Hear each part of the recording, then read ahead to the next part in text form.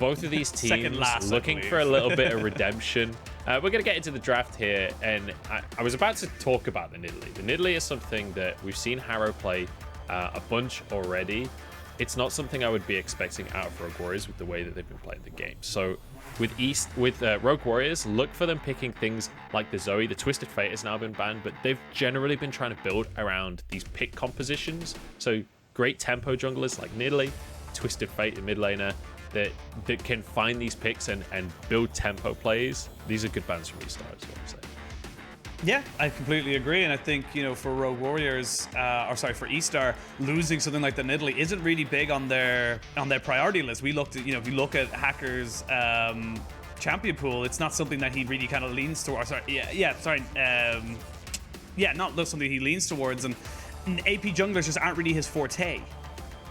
Yeah, I was having a look at Hacker's stats earlier on today, and the biggest takeaway for me was when you look at his top 4 played ever, it's like Lee Sin is number 1. Obviously, he's a jungler in the LPL, right? Then it's Trundle, Olaf, Sejuani. This guy likes the junglers that are at least fringe meta right now, like Sejuani we've seen a little bit. We've not seen Trundle, but Lee and Olaf are there. Graves is in his top 5 as well. So, like, he's quite happy in the current pool, but he doesn't play things like Nidalee. He doesn't play things like Lilia. He's played 3 games of Talia ever, and the KDA and the win rate aren't great. So it feels like he's very much leaning towards, you know, things like the Graves if they can get it on rotation. Yeah, well, with no AD carries banned, that is going to be an first round pickup for Rogue Warriors. They pick whichever one they are 100% comfortable for. Michi, I kind of like that. Give the new guy something he's, you know, safe on, or something they feel like he can play 100%. And as well as that, Kai'Sa very, very strong in the meta right now. Yeah, absolutely. Kai'Sa just incredibly strong. Bear in mind, this guy trained under iBoy, so you know that he's probably played a lot of Kai'Sa across his years. I mean, we're extrapolating somewhat there, but Rat on the other side, going to pick up the Xayah. He's already played this twice. This is clearly a big comfort pick for Rat, and feels like in those team fights, he can be a lot safer. Go for something that's like a scaling AD carry. You don't have to be the flashiest player in the world. You could just be consistent DPS for the team. Now over to the side of Rogue Warriors. I'm curious what they go for here. I'd love to see them just pick up the Graves. I'm a bit surprised to see Gnar locked in so early. Decided to go for a blind top laner in the first. It looks like they're in fact not even going to go for their jungle here, and instead go for the Galio. Yeah. I would assume this is going support. This is an interesting kind of setup as well. Of course, the Galio can flex between support and mid lane. It can, you know, go a couple of different positions, but as I said, we have seen it more so in support than in the mid. But overall, you're kind of leaving yourself open to a lot of kind of, you know, counter bans to keep, you know, Harrow down. And we talked about how this guy was almost the catalyst for this team, the guy who makes the plays, who sets up those, you know, crazy chaos engages and keeps the team, you know, from going absolutely hard inting to keeping them within the fight. And right now, I feel like his champion pool is going to be a little pinched. Yeah, we'll have to see. The other option as well is trying to ban Forge out even further, because you would assume that this Galio will be the support pick. We've not really seen that much Galio in the mid lane. It's still possible that it is Galio mid. Like we said, likes things like the Twisted Fate. Galio in a similar wheelhouse when it comes to playing around those picks. It is going to be the Graves band away that we talked about as a strong pick for Harrow. On the other side, though, when we look at the composition that eStars have brought out for themselves, still need a support for themselves, still need a top laner as well. And you can see Rogue Warriors immediately start to ban these top laners away. And actually, when you look at the pool of like blind top laners here, you've got Ornn's already taken off, Renekton's taken off, Gnar's been locked in. So on the side of eStar, they can quite happily just pick up a top laner here that they feel comfortable with and just move forward. Kennen would be available, which is something ZS has played a bunch already. But we'll have to see what they go for.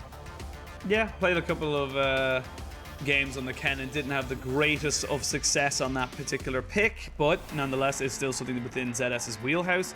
Is hovering towards the Irelia and the Jace. Jace is going to be locked in, so going for a lot more power in the laning phases of, you know, eStar rather than waiting for that kind of, you know, team fight later. Yeah, this is exciting though, because it's something that it's a different style to what we've seen from him so far this season. So I'm excited to see ZS on something with a little bit more I guess carry potential in the 1v1, the ability to split push a little bit, get some side lane pressure, and maybe have some threat on towards Ziv.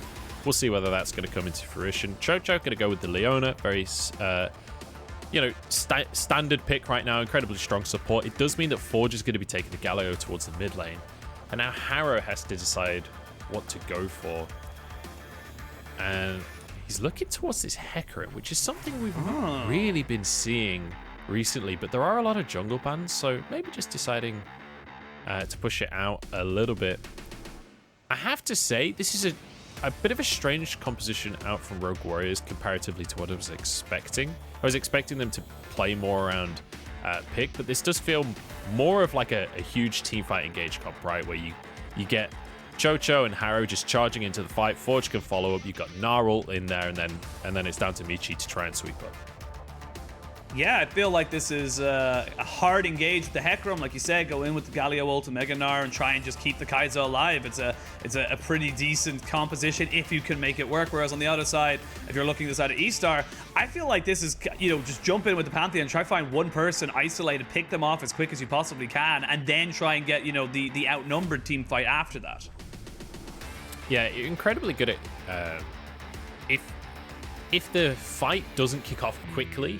I feel like eStar are going to be in a good position at that point where you've got Jace throwing poke out, you've got Orianna there as well. You're incredibly good at kiting away from the opponent. So we kind of have two quite opposite compositions coming in here. Now, I'm curious to see whether these two teams are going to play out these compositions in the way that you would expect. I'm curious how especially ZS is going to do on this Jace, whether he's going to be able to find himself an advantage during the lane phase, and whether or not Hacker is going to be proactive getting up into that lane, because Hacker's definitely a player that when you think about how Hacker likes to play, when I think of OMG, I think of Hacker being very proactive and getting those ganks off. He's on the Pantheon, so it's very possible that he can get players like Irma and ZS ahead. We'll have to wait and see. And an interesting kind of comparison between the LPL and the LCK. LCK, Gnar at 1 and 5, not really liked. If you've watched LS's Twitter, definitely feels like he is the Renekton of this year. Whereas in the LPL, he's 8 and 0. He is the pick right now, and it's just, I always love seeing the different reads on the meta from different regions. So it's so much fun to look into, especially as the season goes on in such massive leagues. But, ladies and gentlemen, we are on to the Rift for Rogue Warriors versus eStar. We'll see exactly how both these teams fare up. And let's just...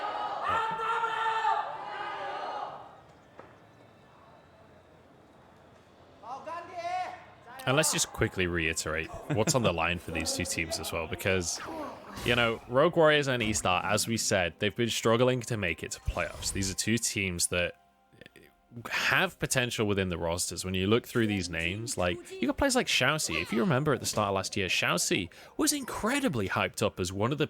People were willing to say on Twitter that he was one of the best supports in the entire league at the start of spring. Obviously, he's not had as great of a path since then, but you know that there's that potential there. Same for like Harrow and Forge are two players I'm incredibly excited about. I'm also incredibly excited to see what Michi can do, because when we consider this composition, we've just talked about this, the damage threat on this team is Michi. The rest of the team is pretty much playing for engage and playing to peel Michi. So we've got this guy that's an academy AD carry that's been subbed in over players like Betty and Cullen, who was looking good, and now they've built a composition exclusively around making him look good. This, if he has a good game, will be a debut game and a half. Yeah, I completely agree. He is very much set up for success, and as we said, just with the circumstances that are around it, you'd feel like this guy should be decent enough to be able to make it work, especially considering how much of a emphasis the side of Rogue Warriors are putting onto him. And on the other side for eStar, I feel like they're just giving their solo lanes, you know, the agency that they need to be successful as well. Like, you're looking towards a Pantheon jungle, which can help out a Jace and Orianna both with very, very good setup tools, very good, you know, damage in the early game as well. Against the likes of like a Galio and a Gnar, who historically and traditionally don't really have that, you know, upfront burst that you expect in the early game. Yeah, you've definitely got a huge amount of CC on the top half of the map from Rogue Warriors, so whether or not we see Harrow focusing on the top half, honestly, I feel like if Harrow is going to start fights this game, you'd hope that they're going to focus around Dragon and around the bottom half of the map, because as we mentioned, Michi definitely going to be their primary carry this game, so it would be nice to get him ahead. But also, when you have things like a Galio in the mid lane, it's reasonably easy to just shove out that mid lane wave and move out move out of the lane, get elsewhere on the map. When you got Hecarim that will be hitting level 6 by the time the dragon's coming up, you have a huge amount of team fight pressure there. So I'm hoping we get to see Rogue Warriors trying to force the plays around these dragons and maybe then rotate up towards Herald and see if they can transfer that elsewhere. Well, jungler is going to find each other now, but Harrow is level 4 compared to level 3 of Hacker. You can see that he took that extra camp, giving him the extra little bit of levels, but Ziv is here first. Hacker taking a huge chunk of damage down on top of him. He smites, gets the Scuttle as well to keep himself safe, and flashes away. So loses a summoner, gains a Scuttle Crab. Don't know if that's worth, buddy. I'd say that's worth it, honestly. Harrow used his Ghost as well. It's Hacker now finding himself that extra level off of the Scuttle Crab. Bear in mind, the bottom Scuttle Crab is still available, and you see Hacker moving his way straight over there. Forge just TP'd in the mid lane, and I think this might just be so that they can try and contest on this bottom Scuttle Crab. However, bot lane priority very much in favor of eStar right now.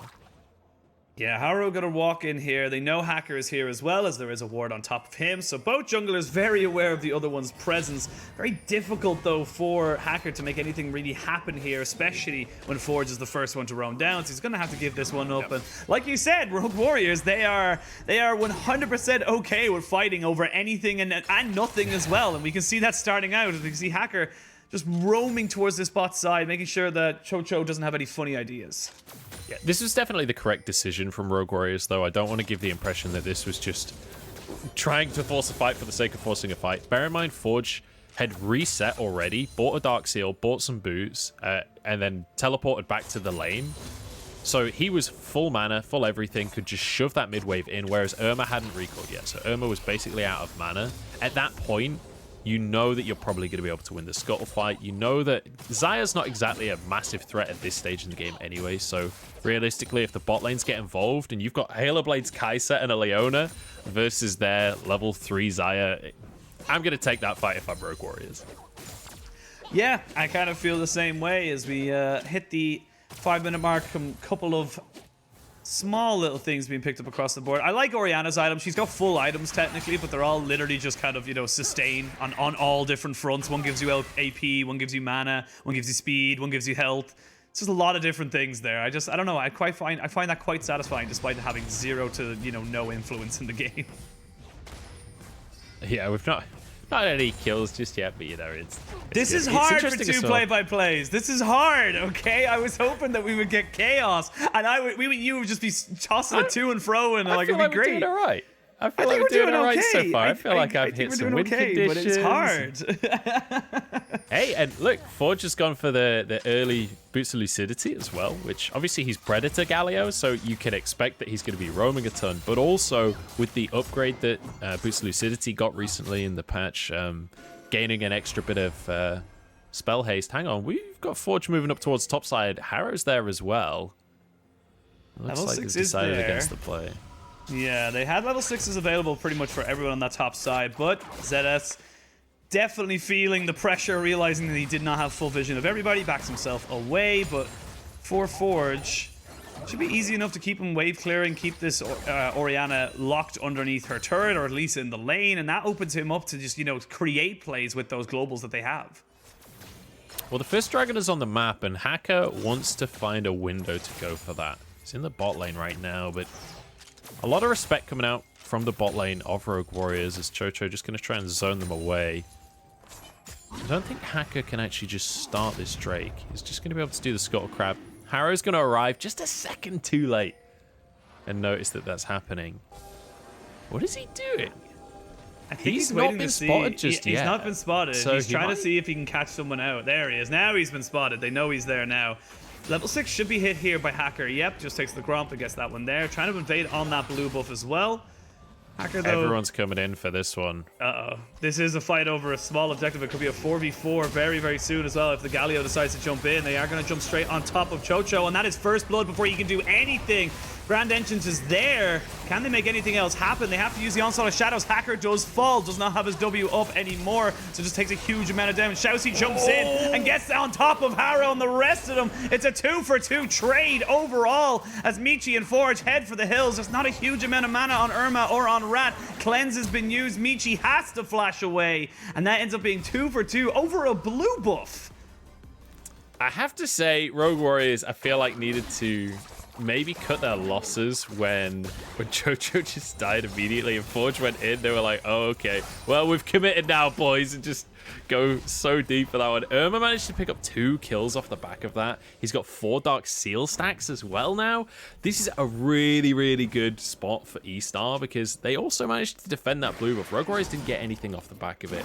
However, we could have more action because Hacker is here. There's mid prio for the side of eStar. The only problem is Rat is just leaving the base.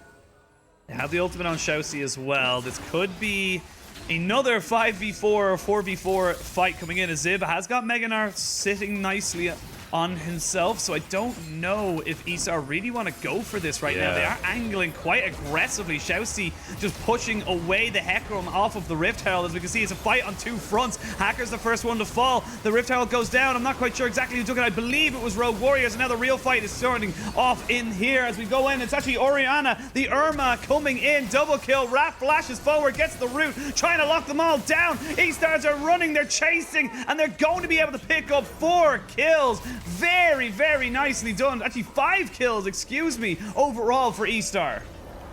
This was really impressive from eStar, honestly. I believe they got their Herald as well, if I'm not mistaken, but I'm not 100% sure on that one. Oh, no, it was in fact Harrow that got it, yeah. So, kind of a bizarre one. I was expecting eStar to get destroyed there, honestly, when you consider that Rat was very late to the party. You didn't have... It was ZS that was late to the party as well. They started 3v4 when you look at this, and you've got Meganar that comes in. They get the pick right at the very start. But Forge doesn't have his ultimate available, so Galio is essentially a large minion at this point in the fight. Everything's already been used, and then everyone just collapses from multiple sides. And it's nothing to do with CC at this point. They've got enough of that with Shousey. It's just down to pure damage from the numbers. We highlighted Irma before this series started. He is now 5-0-1 on this Oriana. Has been just perfectly positioned in all these fights. And that's what we said. He's not the flashiest. He's not going to be, doing rookies levels of outplays, but he's going to be the one to position himself perfectly for team fights and get his team the advantages they need. And that's exactly what he's done so far. Arrow needs to be careful though, because this, like I said, Irma is huge. He can't just walk over and try, claim mid lane priority. This is phenomenal for eStar. Like, this lead would already be phenomenal regardless, but the fact that Irma got a double kill in the first fight, then got a triple kill in the following fight, like, he's about to finish off his Ludens already. We're only 11 minutes into the game. Hacker's now being forced out towards the top side. He's here to try and defend this. Bear in mind, Harrow does have that Rift Herald if they want to try and force a dive, but with Hacker here, you'd expect they have to back away. Feel it, but they're not taking your advice just yet. The wave is being cleared rather rapidly. They are going to drop down the Rift Herald, though, on the wrong side of the wall. I imagine they wanted it to go on the other side, but it didn't quite happen for them. And while that's happening, you know that 3 people are top, so it's going to be a straight-up 2v2. Solar Flare goes down from Chocho. He is ignited as well, has to flash. Did not need to get rooted down there, so Michi just keeps putting down the auto attacks. And overall, still a favorable trade for eStar, even if the health bars look a little bit skewy. Yeah, the Herald got its charge off, but realistically there was no follow-up there. However, Harrow's sticking around. It's possible that they just 2v1 dive this. Ziv is about to turn into Meganar. Have Meganar soon. They have the Grand Entrance coming in as well. Grand Skyfall is available for eStar if they want to use it, but it looks like they're just going to try and condemn ZS to his death as he does end up going down. You had to commit so much time to that, though, on the side of Rogue Warriors. There's a lot invested, so you got to make this worth. Yeah, Rogue Warriors really wanted that kill. They really wanted to make that play. They went up with their Herald, they realized eStar had an answer, so they back away, and then they just come back and do it again. In the meantime, Hacker's gone down to the bottom side. They're trading a dragon for the first tower of the game. I would say, like, all things considered, this probably favors Rogue Warriors just in terms of gold difference. But when we looked at the competitions earlier, we were saying that Rogue Warriors probably want to group up, probably want to be fighting over these dragons, so not being able to stack them up in the early game could be an issue for them. And now they essentially have to forego the next couple of dragons, I'd say, because that Leandri's already in the pocket of Irma. Rat's just picked up a Kraken Slayer as well. This is an incredibly strong version of eStar right now. Yeah, I got to admit, this is a little scary if you're looking at Rogue Warriors, but luckily for them, there is no global objective really for them to get caught at. We're still very, very early on in the game. There's no Rift Herald, there's no Dragon, so they're going to have time to be able to finish up their own items. As you can see here, the Triforce being picked up here by the Hecarim, so massive power spike for him. And by the time the next fight kicks off, we should see Michi pick up their either Gale Force or Kraken Slayer as well. Sahara going to be... along the bottom side of the map right now. I feel like Harrow's getting a little bit antsy. I feel like he wants to try and make some plays. You can see him moving behind this mid lane tower. Does have the Onslaught Shadows available. Irma could be in trouble here, Penguin. This is a slow, methodical move in as they try and just get the flash out of him. Irma gets in. They do not get the shockwave off in time. Grand Skyfall comes in but as well, but for no real gain. Minion dies as well, so he doesn't even get that. Overall, 4 men to kill Irma. I think that's worth 100%. 100% worth. They got the shutdown as well. I love how Hacker slides into the play after it's all done. He's like, what did I miss? I'm here, guys. I'm ready for the party. It's like everyone's already left. It's literally, it's like that gif of from Parks and Rec. Was it Parks and Rec? I can't remember exactly which one it is, where a guy comes in with a pizza and everyone's on fire, and it's just like, from Community, yeah. Community, that's what it's from. I knew it was one of those shows, but yeah, very similar feeling there. And actually, something as we look at the third plates that go down, something I noticed actually the Stride Breaker being picked up here by the Gnar, and I'm curious to know why. Maybe you don't have the full answer. I'm probably kind of put you on the spot with this one here, but why would you think you would go with that over, say, the traditional, maybe even the Divine Sunderer or a Triforce? Yeah, it's interesting. We've had quite a few Gnar builds coming out. We've seen a Divine Sunderer. We've seen a little bit of Gore Drinker from Gnar as well. This is honestly the simple fact of this is just that this is a way to get a really good Gnar ult off in the fights. When you look at the composition, this is all about the team fight for the side of Rogue Warriors. It's all about being able to combo the Galio ult, the Hecarim ult with the Gnar, with the Leona CC. So the Stride Breaker is all about being able to use your hop during the fight, use Stride Breaker for that extra bit of distance to be able to get the perfect ult and try and combo all of these abilities. So it's less about just the pure stats on the item, and it's more about this setup that it's going to allow Rogue Warriors. Yeah, not about exactly the pure numbers, but what it allows you to be able to do if you're good enough to do it, I suppose. But now with Rift Herald up, Dragon up for another 2 minutes. You can see eStar roaming towards this mid lane. They want to see if they can get something. Very difficult to make something happen unless you can land some poke, as we see there with the Shock Blast. Rift Herald has been started by Force. They jump straight on top of Zeta. Ooh, the Shockwave whiffs though. They do not get Ziv completely down. He will have Mega very, very soon, so I don't know if you want to fight this right now. As I say that though, Michi gets a chunk, so he can't really engage on this either. They're trying to get the Mega out from Ziv so they do not get completely caught off by surprise, but I feel like Rogue Warrior, without your main AD carry, without the damage source, you kind of have to back away a little bit. Yeah, eStar should be able to grab this one with Rogue Warriors being forced out of the play here. You have to bear in mind as well that eStar, if Irma is there and still fine, still has mana, it's pretty much a winning fight at that situation just because of how huge he is right now in the game. So you definitely have to respect that from the side of Rogue Warriors. They're going to back away. They grab the Herald for the side of eStar, and Hacker should be able to use that to finally break one of these tier 1s. They've yet to be able to break themselves onto the map. Bear in mind though, Dragon coming up in a minute. Dragon in a minute, just under it as well. You've got the first items for a lot of your carries. Still waiting on a first item for Michi on this Kai'Sa though, so waiting for that one is gonna feel a little sad for the side of Rogue Warriors, but they should have enough in the bank with Harrow and Ziv to be able to burst down anyone they like. Irma has picked himself up a blue, so he should not need to reset. Should be able to regen as much as he possibly can. And this is kind of, honestly, Rogue Warriors here are first to the party. They're the ones who have set up. They're the ones that have the vision control as of right now. And I feel like it's going to be a little difficult for the side of eStar just to walk into them. Yeah, it's difficult to walk in, but realistically, eStar, if they can, they would love to.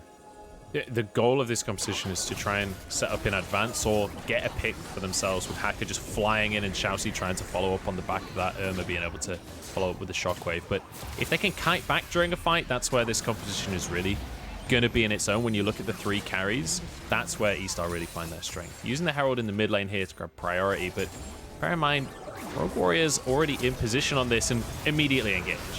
Solar Flare does go down onto eStar. They use it as a grand entrance as well, but Chocho taking solo and taken down. And actually, Hacker up by himself on the backside, and he will be first, second to follow. They are trading just kill for kill for kill. It's a 2 for 2 overall in fairness to both teams as eStar just try and kite themselves away. Harrow did not get the onslaught of shadows he needed. He only got onto one person, and they're able to reset this fight, but it is the health bars in favor of eStar.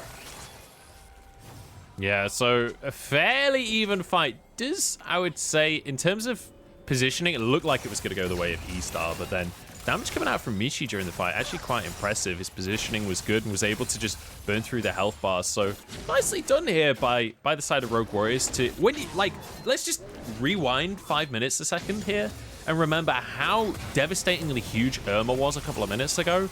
Rogue Warriors is still in this, and they're teleporting. They do not want to let this dragon go.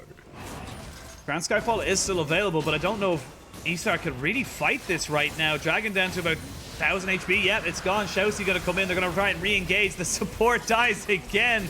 Poor Chocho. He's down 0, 4, and 3. Do they keep chasing this one though? Ziv is very, very close to Meganar. Shockwave whiffs again. That is just unfortunate from eStar. They get a kill, but they lose the dragon and they have to back themselves away.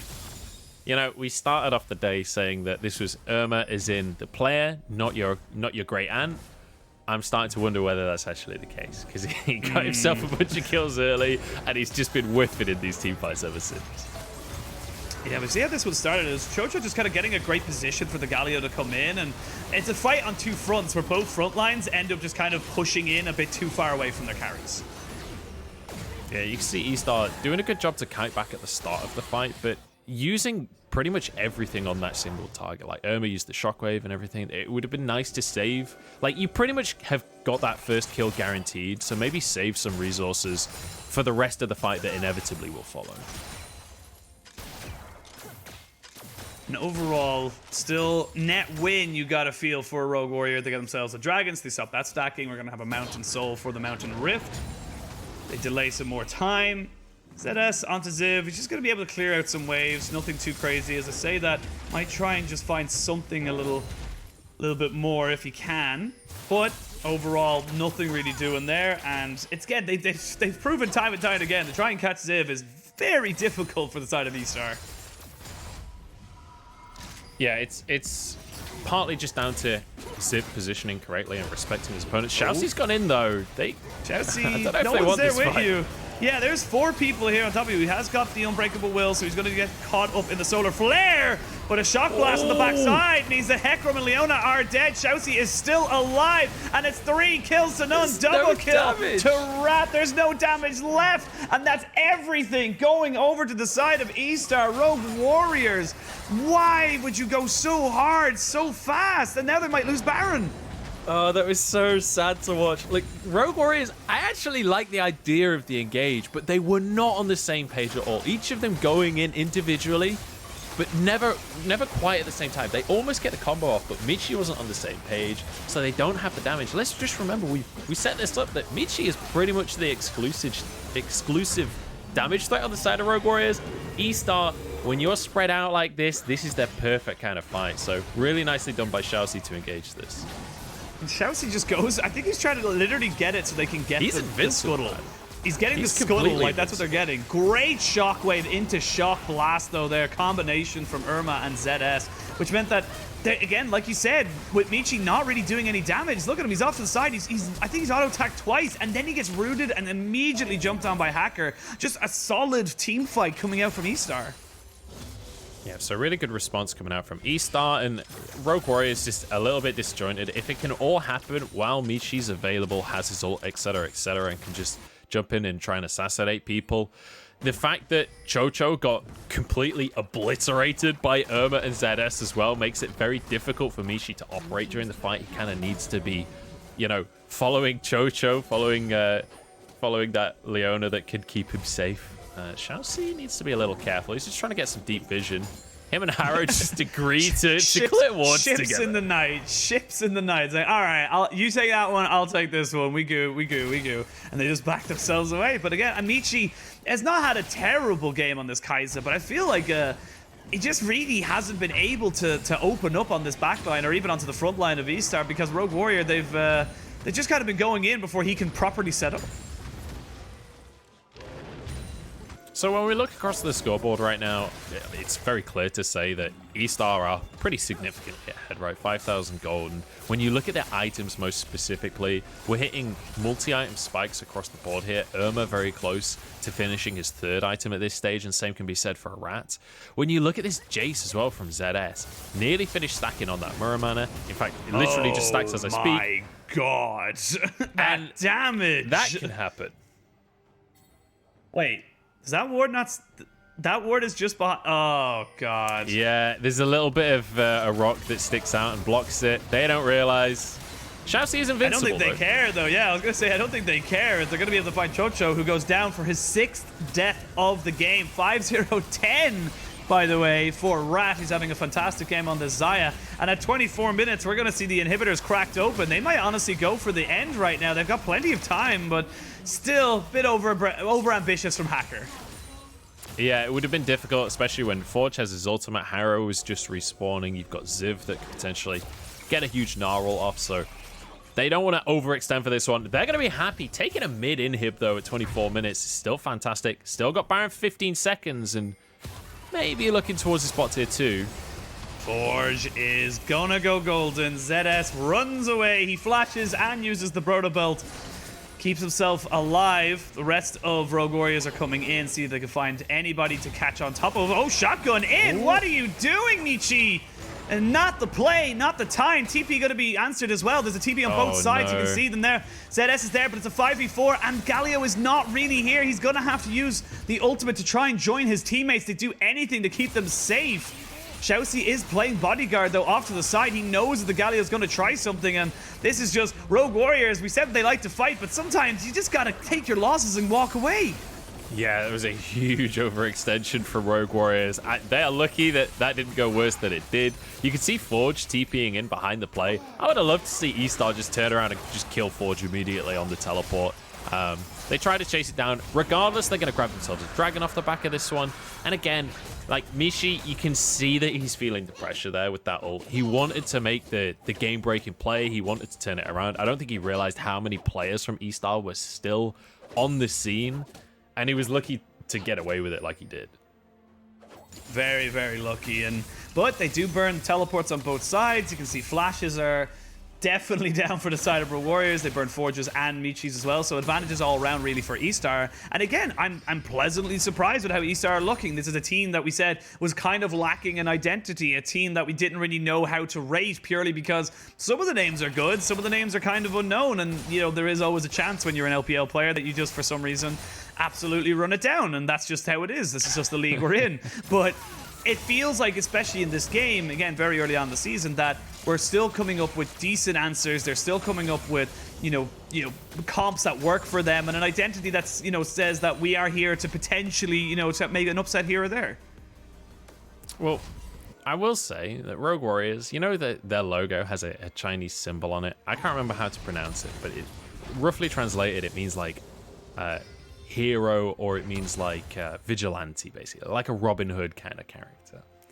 And at this point in the game, to get a win for themselves, they are going to need to be the Prince of Thieves like Robin Hood and just completely steal this one away. They need eStar to throw this one in the bin, because 8,000 gold now ahead for eStar. Their composition is well and truly online. You got 3 items on both Irma and Rat at this stage, and ZS as well on top of that. ZS has been playing amazing on this Jace.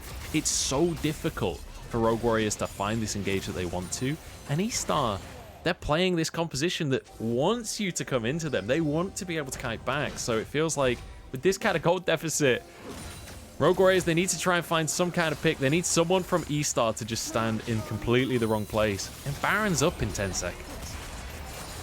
Oh, well, I don't think they're going to get time to get that Baron in 10 seconds. They're going to go straight onto Harrow, who has to use the Onslaught of Shadows defensively. Grand entrance and a fantastic Gnar from Ziv, but Forge is dead. They're slapping them with their wallets. We got excited, but we shouldn't have, because this gold lead is just too damn big. As you said, 8,000, now up to 9. Super minions in the mid lane. They're going to go for the end. This should be first game going to eStar. Look, that was a beautiful ult from Ziv, and it gave Michi so much room to just get his feather out and tickle the chin of Xiaoxi as he just, like, tries to throw these auto attacks out. It was not enough damage on this side of Rogue Warriors. eStar, that was beautiful. Yeah, clean, crisp. Again, very, very scrappy early.